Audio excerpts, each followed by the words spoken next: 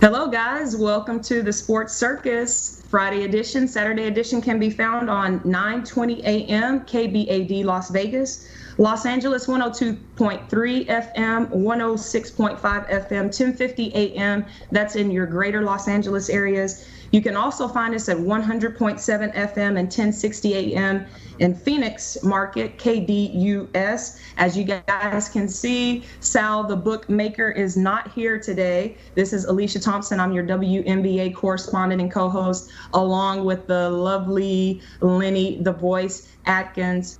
Say hello, Lenny. There he is. This show is brought to you by the College of Southern Nevada Athletics. Their nationally ranked baseball and softball teams are in full swing. You can go down there, check out a game at their campus against their rivals. You can buy their tickets online at csncoyotes.com or at the Coyote Stadium box office. The Sports Circus is a proud partner of CSN Athletics. Go Coyotes. There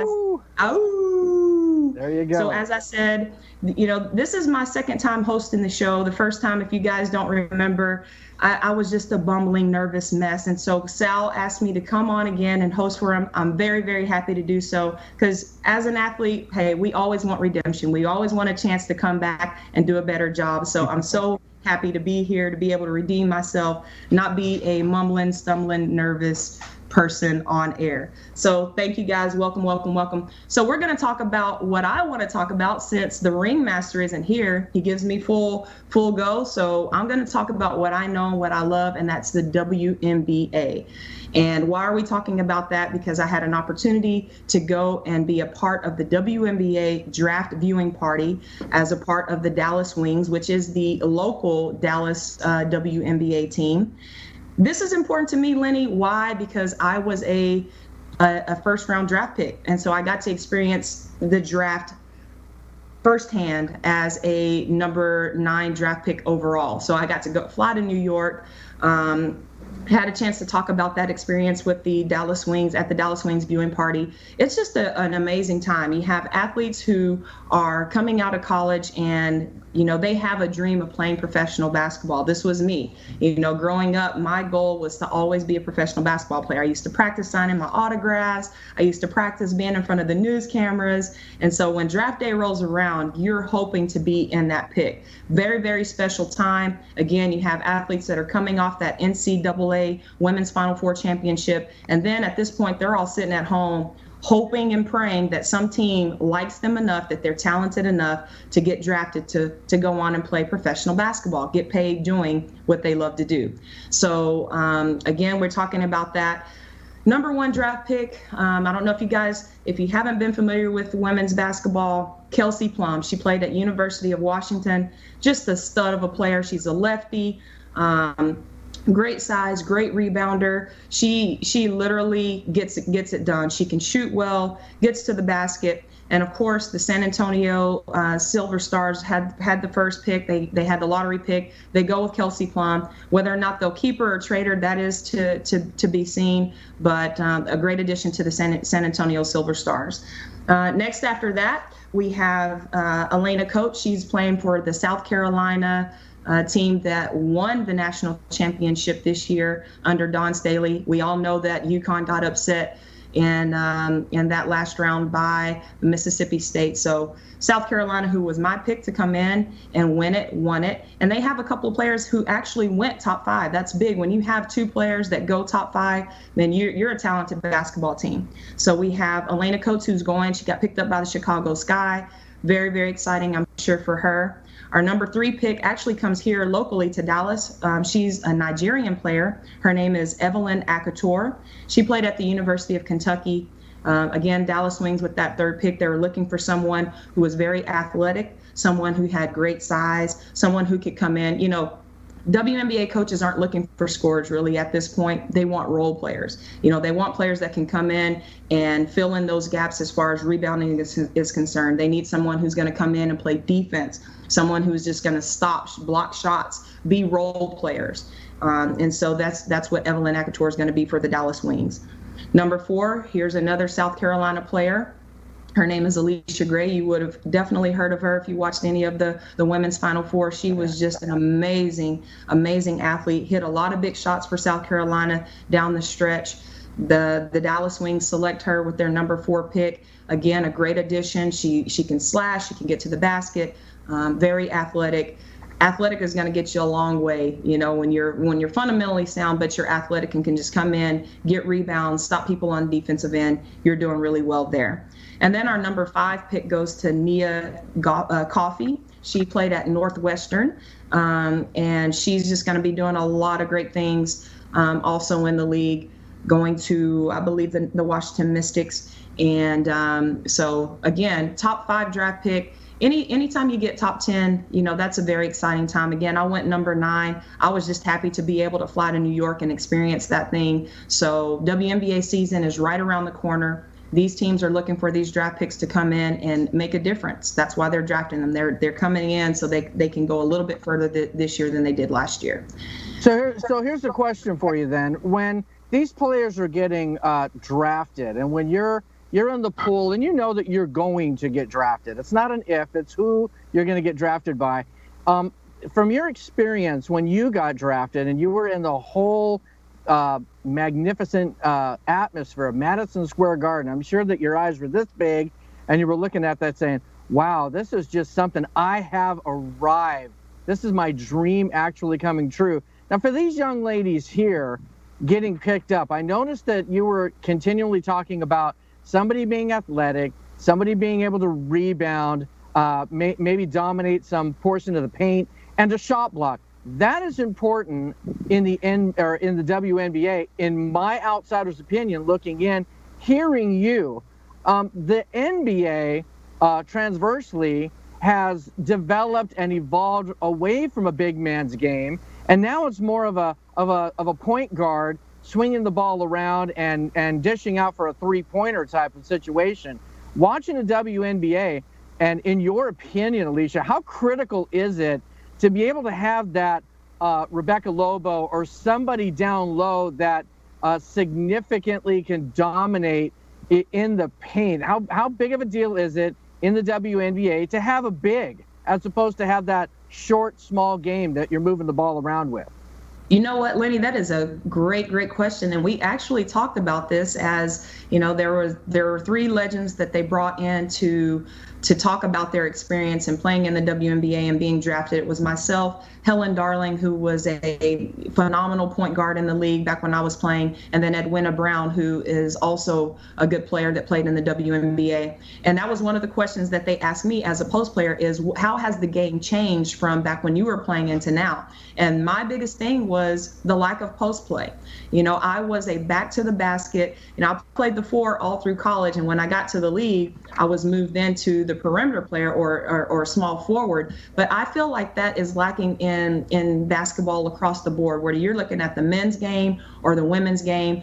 There is not a true dominant post game anymore. And that's what I would like to see. I would love to see those authentic post players who can drop step, make a good post move, make a good up and under. And if you think about a post player back then, I think of Akeem Olajuwon for the Houston Rockets. I mean, he had so many different moves in his arsenal that he was really hard to stop. He had the dream shake. He had the, where he would spin off of that player and go baseline. So there are a lot of things I think that the game could be elevated if we got that post game back. Unfortunately, again, love Steph Curry, but I think he has a lot of people who just want to shoot long distance threes. And then you have post players who also don't want to play with their back to the basket anymore. They want to be face-up players. So I think the teams that are going to be successful are the teams that are going to stay true to that authentic post player game. Now you look at even the young lady who made the game-winning shot against Connecticut. I mean, she's all of what? How tall was she? And look at who she had to shoot the ball over. I mean, she had to shoot the ball over a girl that was at least a half a foot taller than she was. And that girl, believe it or not, I felt just got caught on her heels, the defender, just a slight bit. She felt that she knew that something was coming, but she was a little bit fearful of the ball getting thrown into the paint and into the lane for a quick shot. So this gal throws up that quick shot, and boy, did she ever have to arc it over the top of her and shoot that quick release and get that ball over. So having that big, significant big, is so important, even if it's, in my opinion, disrupting a shot that's going to be taken. You have somebody who's long and lanky and has some good footwork that can get out on a small point guard, just to make it that much more difficult to have an open look. Oh yeah. And what it does for, as a basketball coach of a minor league team here in Dallas, I feel like the best basketball is basketball, as you know, that is played inside out. You have to get the ball inside the paint, let that post player touch it. Now it's up to the post player at that point when they get the ball to make a good decision to either shoot the ball or to make a good post move or to pass it back out. But 9 times out of 10, if you can make that defense collapse down from the outside, you can kick it in, make the defense sink in, and then you kick the ball out, then it does a couple of things for you. You're going to have good shooters on the perimeter. It's going to open that up for you. But then if you do that enough, you're going to get players off of their heel, and they're not going to know what you're going to do, because you have post players who can make good post move. They can't stop that. And then you have good shooters on the outside that can't stop that. You keep working that ball inside out, you're a threat everywhere on the floor. So that's important. Correct. And you really don't have too much of that as far as in the NBA anymore. Back to the basket. We know that the WNBA is very well orchestrated with a team moving that ball around fluidly to get the open shot. But as far as now, when you were talking about a post player like Plum, as far as her game itself being the number 1 pick, what do you see as far as, with her play? What position is she playing, and what are her immediate strengths coming into the league as a raw rookie? Yeah, she's a forward. She's going to be strong. Has a great outside shot.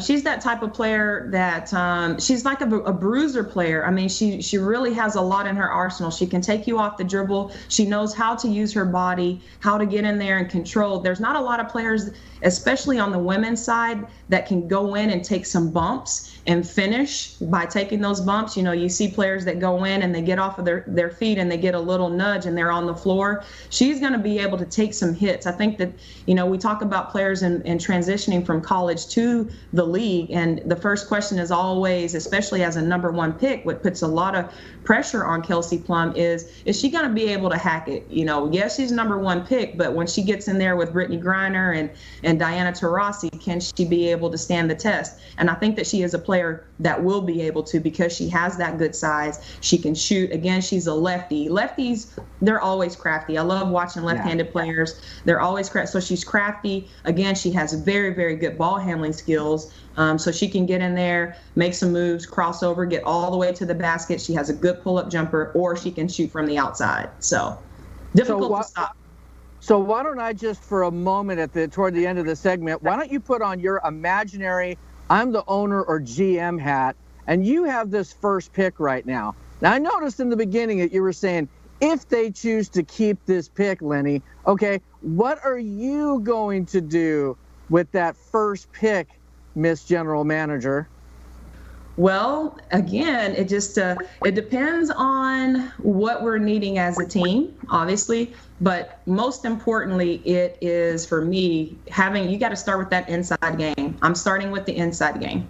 So I'm going for someone who can play with their back to the basket, but you can also swing them out. They have pretty good guard skills as well. So a good, strong, agile 6'3", 6'4" post player. I'm thinking Candace Parker of the LA Sparks. Mm-hmm. Watch the Los Angeles Sparks. Man, she has great size. She can jump. She can dunk the basketball. She can make good post moves. But at 6'4", she can also bring the ball all the way down the court. She has really good ball handling skills. I mean, she's a hard player to stop because she is a post player that can play inside and out, which is the player that I began to be as I started to learn that guard play.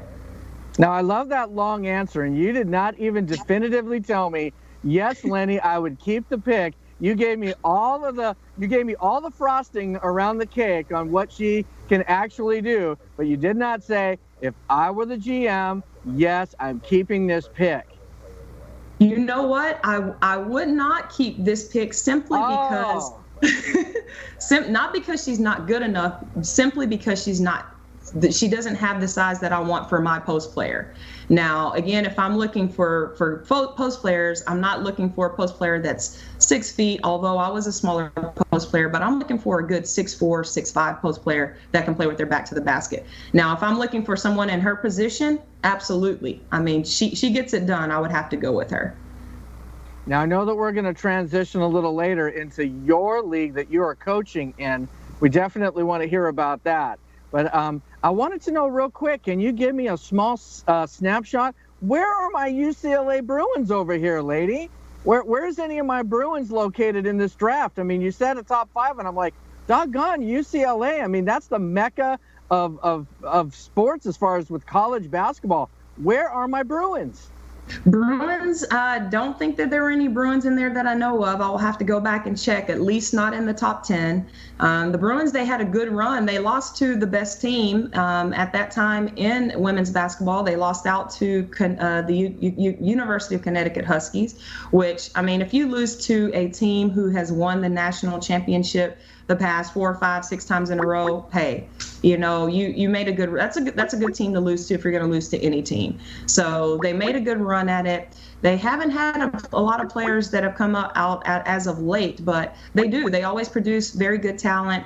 And, you know, you're gonna, I wouldn't give up on them right now, Lenny, because I think that they will produce some athletes that will make the league in the future. Yes, and yes, it's good to get beaten by the best team, but not beaten with a stick like they did. They got beat down, and they got beat down thoroughly and ugly. So, I mean, anytime that you lose a game, you know, you don't want that to be circled up on the calendar and say, yeah, you remember how far we went when we got totally beat down by the Huskies? And you know, it's not like, you know, we got beat on a buzzer beater. We could just, you know, keep our head up and our shoulders back and say, hey, we lost by 5. Not we lost by 35, okay? Right. You're wounding me, my friend. You're wounding me on that. What a memory I have of that one. Yes, so sorry. But hey, there's always next year, you know, and I'm sure UCLA, as soon as that game was over, they're probably thinking, what can we do to make that better for us next time if we have to play them next year, as every team does. If you get beat, they're always thinking, okay, what could we have done better? What were we doing that we shouldn't have done? So they're definitely making those corrections, and hopefully they have a good, strong off season, work on some things and get better some things and make a better standing next year. So we'll go for the Bruins. Here we go, Bruins. What about the young lady who hit the game-winning shot real quick? That sometimes that can propel you into stardom. What about her? Is she going to be picked up and going anywhere? You know, it was surprisingly, she did not get picked up. She's not graduating yet. But she is a young lady who did not even get to play in the championship game after hitting that shot. So there was a lot of buzz about that. They're like, how can you not let this young lady play who got you guys to the championship game? So this is the Mississippi State coach catching a lot of flack of that. Like, this girl, literally, if it wasn't for her, you guys would not be playing in the championship game. And then she doesn't get one single minute. Not one. I mean, she didn't even get to, you know, blink on the floor, let alone get in there and get any game time shots and so or minutes. So there are a lot of people that were upset about it. But from my perspective, and I remember sitting close to some Mississippi State fans in the stands, and one thing I told them, they're like, how can they not put her in? And I said, you never know what happened in that locker room after the game. You never know what happened after that first game. Coach, she could have done something disrespectful to the coach, to the team. She could have said something on the floor that the coach didn't like. Ultimately, it's that coach's decision. So we never understand why that player didn't get in the game. But if the coach didn't put him in the game, there's got to be a good reason, especially if she hit the game-winning shot. So I can't fault the coach on that because I don't know what went on.